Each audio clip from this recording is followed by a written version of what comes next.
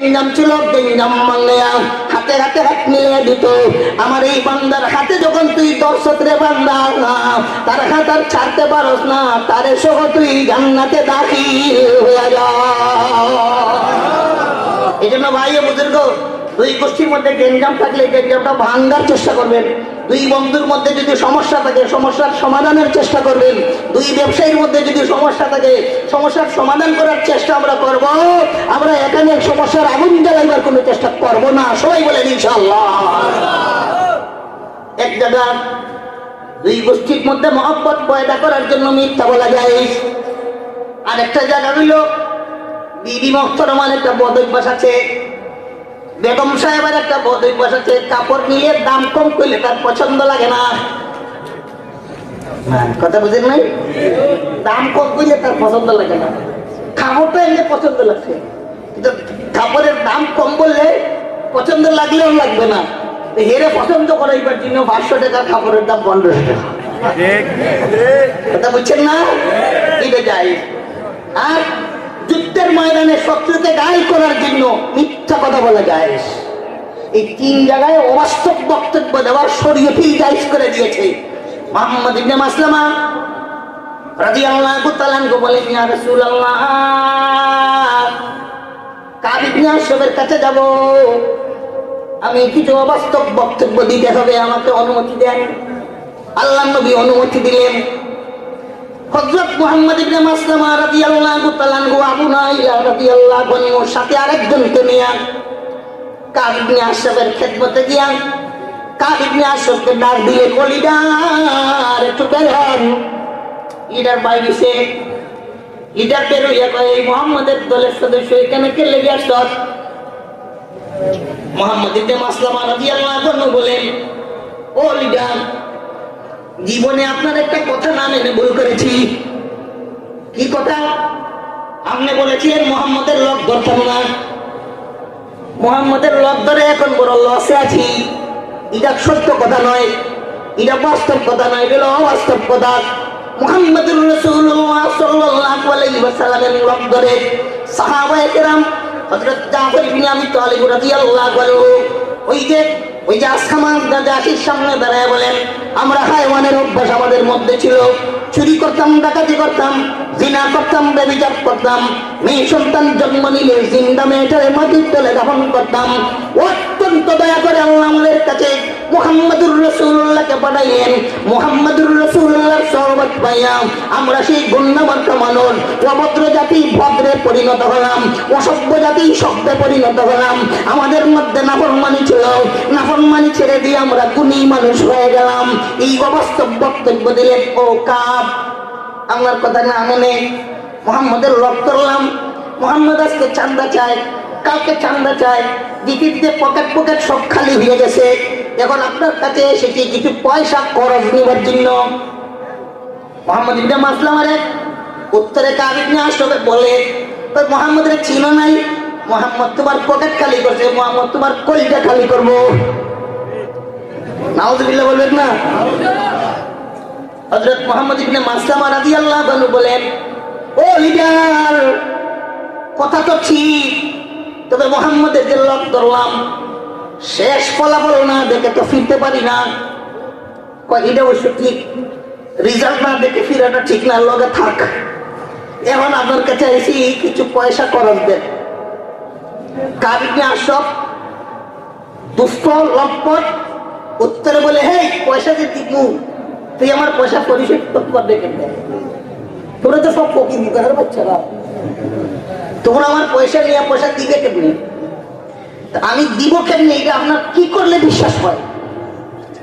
কাব ইবনে আশরাফ বলে, আমার কাছে তোমরা বন্ধক রাখো, কিছু জিনিস বন্ধক রাখবে, এই বন্ধকি সামান আর বিনিময়ে আমি তোমাদের কাছে ঋণ দেবো। কি বন্ধক রাখবো? তোমাদের মেয়েদের আমাদের কাছে বন্ধক রাখবে, আমি এদের ব্যবহার করবো। নাউযুবিল্লাহ। রাগ উঠে না? কথা কর না। কিন্তু এই সময় রাগ করলে হবে না, তো এর সাইজ করার জন্য লাইন ঠিক করতেছে, একটু সবর করেন। এই সময় হযরত মুহাম্মদ ইবনে মাসলামা রাদিয়াল্লাহু তাআলা আনহু বলেন, ও লিডার, কাইফা নারহানুকা লিসানা ওয়া আনতা আজমালুল গরাব। আমাদের মেয়েগুলোকে আপনার কাছে কেমনে বন্ধক রাখবো? আপনি আরবের সুন্দর মানুষ, আপনার কাছে আমাদের মেয়েগুলো পছন্দ হবে না। এই কথাটাও বাস্তব নয়, বরং অবাস্তব। সাহাবায়ে কেরামদের অন্তরে, সাহাবায়ে কেরামদের চোখের সামনে কিতাবের মধ্যে পরিষ্কার লেখা আছে, আসমানের নিচে জমিনের উপরে সারা দুনিয়াতে আল্লাহ যত মানব প্রেরণ করেছেন, মুহাম্মদুর রাসূলুল্লাহ চেয়ে সুন্দর কোনো মানুষ দুনিয়াতে আল্লাহ পাঠান নাই। সুবহানাল্লাহ। এজন্য আম্মা জান আয়েশা রাদিয়াল্লাহু তাআলা আনহা পরিষ্কার ভাষায় বলছেন, লানা শামসুন ওয়ালিল আফাকে শামসুন ওয়া শামসি আফদালু মিন শামসিস সামা। শামসুন নাসি তাতলুবু বাদাল ফাজরি ওয়া শামসি তাতলুবু বাদাল ইশা। জগৎবাসীর একটা স্বর্গ আছে, আমরা নবীর স্ত্রীগণদের একটা স্বর্গ আছে। ও জগৎবাসী, তোমাদের সূর্যের চেয়ে আমাদের সূর্য শ্রেষ্ঠ। জগৎবাসীর সূর্য প্রত্যেক দিন ফজরের পরে পূর্ব আকাশে উদয় হয়, আর আমাদের সূর্য প্রত্যেক দিন আসার পরে আমাদের কামরায় উদয় হয়। সেই সূর্যের নাম মুহাম্মদুর রাসূলুল্লাহ সাল্লাল্লাহু আলাইহি ওয়াসাল্লাম। রাহমাতুল লিল আলামিনের চেহারা আনোয়ার কত সুন্দর ছিল, শামাইল তিরমিজি শরীফে পাওয়া যায়। রাহমাতুল লিল আলামিনের নাক মুবারকের উপরে আপনাল ইলমি লাহু নূরুন ইয়ালুহু, সার্বক্ষণিক নাকের উপরে একটা নূরের লাইট মিটমিট করে জ্বলে জ্বলে উপরের দিকে উঠতো, নিচের দিকে নামতো। রাহমাতুল লিল আলামিনের চেহারা মুখের ভিতরে দাঁত মুবারকের সামনে দুই দাঁতের মধ্যখানে হালকা কিছু ফাঁকা ছিল। কানা ইয়াতাবাসসামু সাল্লাল্লাহু আলাইহি ওয়াসাল্লাম। রাহমাতুল লিল আলামিন মুস্কি হাসতেন, যখন মুস্কি হাসি দিতেন দাঁতের ফাঁকা জায়গা দিয়া গোলাপ মতো চমকায় নূর বের হতো। 600 মিটার এলাকা ওই নূরের আলোতে অন্ধকার রজনীতে আলোকিত হয়ে যেত। শামাইল তিরমিজি শরীফের রিওয়ায়াতে আছে, মান রাআহু বাদাগাতান হাবাহু ওয়া মান খালাতাহু মারিফাতান আহাব্বাহু। হঠাৎ করে কেউ নবী করিম সাল্লাল্লাহু আলাইহি ওয়াসাল্লামের চেহারা আনোয়ারকে দেখলে তার ভিতরে একটা কম্পন পয়দা হয়ে যেত। অল্প সময় নবীজির চেহারা আনোয়ার দেখলে তার মনের গতির এমন পরিবর্তন ঘটতো, দুনিয়ার সব কিছু রয়েছে একমাত্র মুহাম্মদুর রাসূলুল্লাহকেই তার অন্তরে সবচেয়ে বেশি ভালো লাগতো। বুখারী শরীফে দেখে রিওয়ায়াতে আছে, রাহমাতুল লিল আলামিন মদিনাতুল মুনাওয়ারায় গেলেন। সুযোগ আসলো, সাহাবায়ে কেরামদের জানায় দিলেন, এই যে আমার গভর্নর উসালের বেটা সুমামা, এই সুমামা ইবনে উসালকে সুযোগ পাইলে গ্রেফতার করো। সাহাবায়ে কেরাম গ্রেফতারি পরোয়ানা জারি হওয়ার পর থেকেই অটপাতে বসে আছেন, সুযোগ অনুসন্ধান করছেন, চান্স পাইলে সুমামা ইবনে উসালকে গ্রেফতার করা হবে। আল্লাহ তাআলা সুযোগ বের করে দিয়েছেন। একদিন সুমামা ইবনে উসাল উমরা করার উদ্দেশ্যে ইয়ামামা থেকে বের হয়েছে, মক্কাতুল মুকাররমার দিকে যাবে। যেতে হলে মদিনাতুল মুনাওয়ারার পার্শ্ব দিয়ে যেতে হয়। যখন ওই সুয়ারি মিয়া সোনার মদিনার এরিয়ার ভিতরে ঢুকেছে, সাহাবায়ে কেরাম রাদিয়াল্লাহু আনহুম আজমাইনের এক জওয়ান তারে ব্যারিকেড দিয়েছেন রাস্তা কাইয়াম সুয়ারি থেকে নামায়া। ওই ইয়ামামার গভর্নর সকালবেলার গভর্নর দুপুর বেলায় বন্দি বানায়া। বর্ণনায় আছে, ফারাবাতু বিসারিয়াতিন মিন সিবাবিল মসজিদিন নববী সাল্লাল্লাহু আলাইহি ওয়াসাল্লাম। মসজিদে নববীর একটা পালার সাথে নেতারে বান্ধিয়ে রাখছেন। এটাই কুদরতের লীলা খেলা। তিলকাল আইয়ামু নুদাবিলুহা বাইনান নাস। আল্লাহ দিন বদলায় দেন, আজকে আপনার, কালকে আমার, পরশুদিন অমুকের, এরপরের দিন অমুকের। সকালবেলার মন্ত্রী ছিল, দুপুর বেলায় বন্দী হইয়াম, আসামি হইয়াম মসজিদে নববীর পালার মধ্যে সাহাবারা তারে বান্ধিয়ে রাখছেন। সংবাদ পাইয়াম রাহমাতুল লিল আলামিন ওই গভর্নরের সামনে যান আর বলেন, মাদা তানাইয়া সুমামা, ও সুমামা তোমার কেমন মনে হয় আমি মুহাম্মদুর রাসূলুল্লাহ সাল্লাল্লাহু আলাইহি ওয়াসাল্লাম তোমার সাথে কেমন আচরণ করতে পারি? সুমামা ইবনে উসাল তো বন্দী, তাবুতে বন্দির ভিতরে থেকে দেখে রাহমাতুল লিল আলামিনের চেহারা আনোয়ারের দিকে তাকায় আর বলে, ইন তাকতুল তাকতুল দাদামিন ওয়া ইন তুমিন আলা শাকিরিন ওয়া ইন কুনতা তুরিদুল মালা ফাসআল মা শিতা। ও মুহাম্মদ, হত্যা করলে আপনি আমাদের সঠিক করবেন, আর যদি ক্ষমা করে দেন আমাদের আপনি কৃতজ্ঞ পাবেন। বিনিময়ে যদি মাল চান, ছেড়ে দিবার জন্য যদি মাল চান, যা চাইবেন তাই প্রদান করা হবে। দিবার মতো ক্ষমতা আমি সুমামা ইবনে উসালের রয়েছে। আল্লাহর নবী চলে গেলেন। সুমামা ইবনে উসাল 2 থেকে 3 মিনিট, সর্বোচ্চ 4 মিনিট সময় রাহমাতুল্লিল আলামিনের চেহারা আনোয়ার দেখলো। সুমামা বন্দিতে আছে, তার খাবার দাবারের ব্যবস্থা করা হচ্ছে, তার বাথরুমের জরুরত পুরা করে দেওয়া হচ্ছে। প্রথম দিন গেল, দ্বিতীয় দিন আবার রাহমাতুল্লিল আলামিন গভর্নরের সামনে এসে ওই প্রথম দিনের মতো জিজ্ঞাসা করেন, মা দাতানা ইয়া সুমামা, ও সুমামা তোমার কেমন মনে হয়? আমি মুহাম্মদুর রাসূলুল্লাহ সাল্লাল্লাহু আলাইহি ওয়াসাল্লাম তোমার সাথে কি আচরণ করতে পারি? সুমামা ওই প্রথম দিনের উত্তর দেয়, বলে ইন তাকতুল তাকতুল দাবিন ওয়া ইন তুমিম আলা শাকিরিন ওয়া ইন কুনতা তুরিদুল বালা ফাসআল মা শিতা। ও মুহাম্মদ, হত্যা করলে সঠিক করবেন, ক্ষমা করে দিলে কৃতজ্ঞ পাবেন, বিনিময়ে যদি মাল চান যা চাইবেন তাই প্রদান করা যাবে। আল্লাহর নবী এই দিনে চলে গেলেন। 2-3 মিনিট সুমামা ইবনে উসাল রাহমাতুল্লিল আলামিনের নূরানি চেহারা দেখলো। 3 নম্বর দিন আবার নবীজি আসলেন, আবার জিজ্ঞাসা করেন, মা দাতানা ইয়া সুমামা, ও সুমামা তোমার কেমন মনে হয়? আমি মুহাম্মদুর রাসূলুল্লাহ সাল্লাল্লাহু আলাইহি ওয়াসাল্লাম তোমার সাথে কি আচরণ করতে পারি? সুমামা ওই প্রথম দিন দ্বিতীয় দিনের জবাব দেয়ার বলে, হত্যা করলে সঠিক করবেন, ক্ষমা করে দিলে কৃতজ্ঞ পাবেন, বিনিময়ে যদি মাল চান যা চাইবেন তাই প্রদান করা যাবে। রাহমাতুল্লিল আলামিন দয়ার সাগর, ক্ষমার সাগর হযরত নবী করিম সাল্লাল্লাহু আলাইহি ওয়াসাল্লাম সাহাবায়ে কিরামদের বললেন, আমার সাহাবারা সুমামা ইবনে উসালকে আমি মাফ করে দিলাম, আমি মাফ করে দিলাম, আমি মাফ করে দিলাম। আপনি কো সুমামা, তোমরা সুমামার বান ছুটায় দাও। সাহাবায়ে কিরাম বর্ডার পাওয়া মাত্রই সুমামা ইবনে উসালের বান ছুটায় দিলেন। বেটাদের হয়েছিল মক্কায় যাওয়ার জন্য, মক্কার দিকে যেতে পারে, গভর্নরি এলাকা ইয়ামামার দিকে যেতে পারে, কিন্তু না না না, মক্কাতুল মুকাররমার দিকে যায় না, ইয়ামামার দিকেও যায় না। মসজিদে নববী থেকে বের হয়ে পানির কুয়ার দিকে যায়। কুয়ার পাশে গেলেন, পানি উঠলেন, গোসল করলেন, কাপড় বদলেন। এদিকে মসজিদে নববীর ভিতরে সাহাবায়ে কেরামদের নিয়ে রাহমাতুল্লিল আলামিন বসা। গোসল শেষ করে কাপড় চোপড় বদলিয়ে পরিপাটি হয়ে গাম্ভীর্য ভাব নিয়ে সুমামা ইবনে উসাল আবার সোনার মদিনায় রাহমাতুল্লিল আলামিনের মসজিদের দিকে ঢোকেন। আল্লাহর নবীর খেদমতে গেলেন, গিয়া ওখানে দাঁড়ায় বলেন, আশহাদু আল্লা ইলাহা ইল্লাল্লাহ ওয়া আশহাদু আন্নাকা রাসূলুল্লাহ। ওয়াল্লাহি ইয়া মুহাম্মাদ মা কানা ওয়াজহুন আবগাদা ইলাইয়া মিন ওয়াজহিকা আল-আন সারা ওয়াজহুকা হাব্বাল ওয়ুজুহি ইলাইয়া।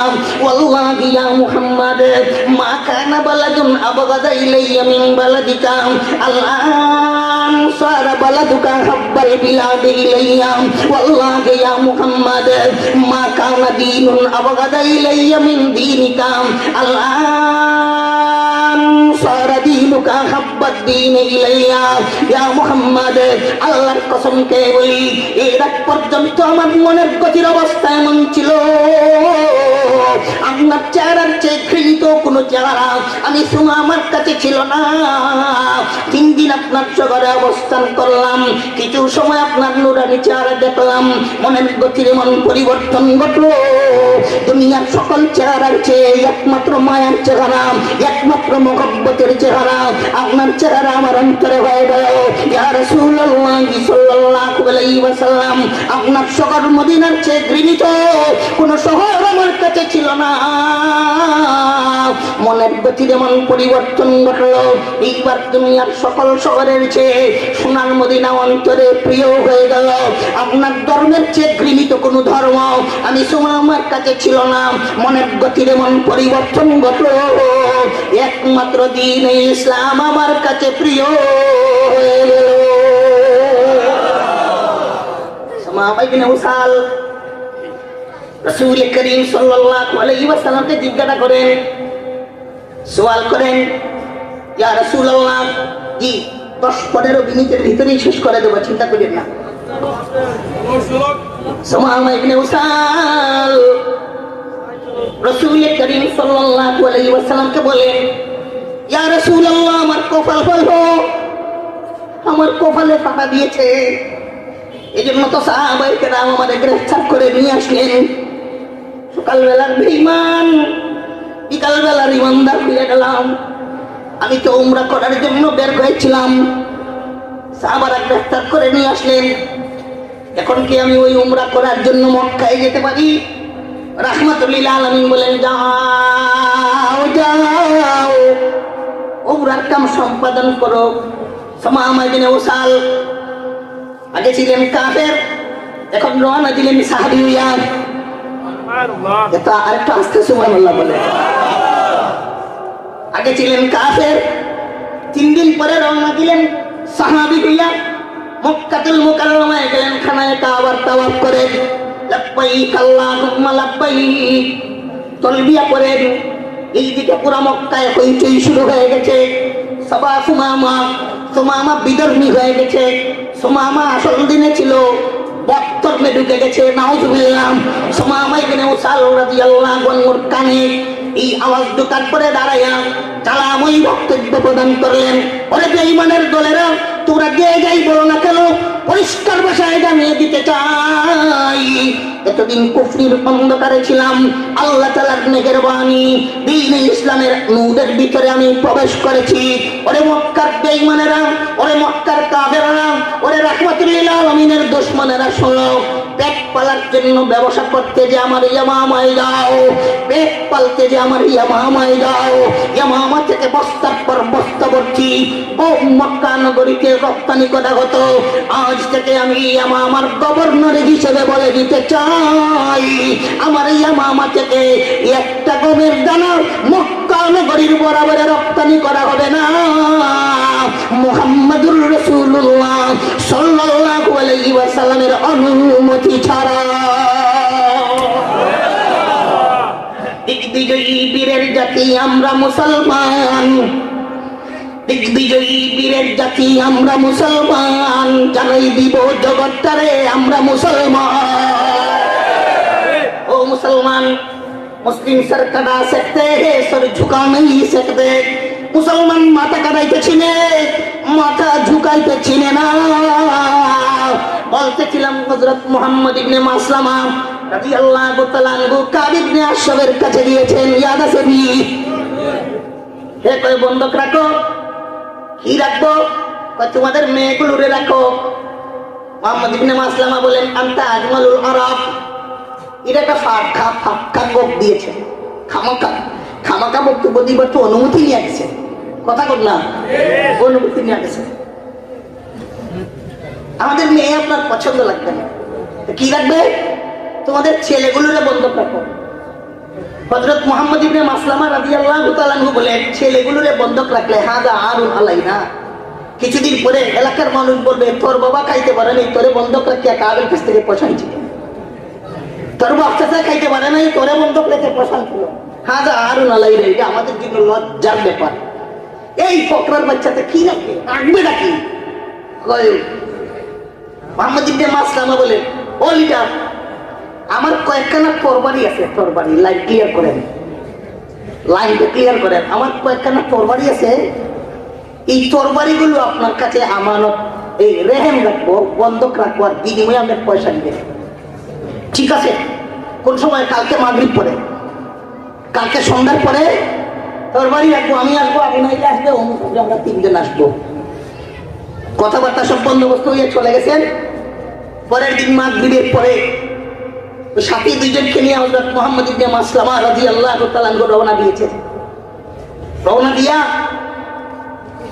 কাব ইবনে আশরাফের বাড়িতে যাওয়ার আগে এদের বুঝাইছেন, এই শোনো, এই কাব যখন ঘর থেকে আমাদের সামনে আসবে, তখন মাথার মধ্যে খুশবু লাগাই আসবে। খুশবু লাগাই আসার পরে আমি বলবো, ও এটা কি যে মজার খুশবু আপনি লাগাইছেন, এই জাতীয় খুশবু আমার নাকে কোনোদিন লাগে নাই। এই তো এটা কই শেষ, আমি তো কইলাম ওই শেষ শেষ বলা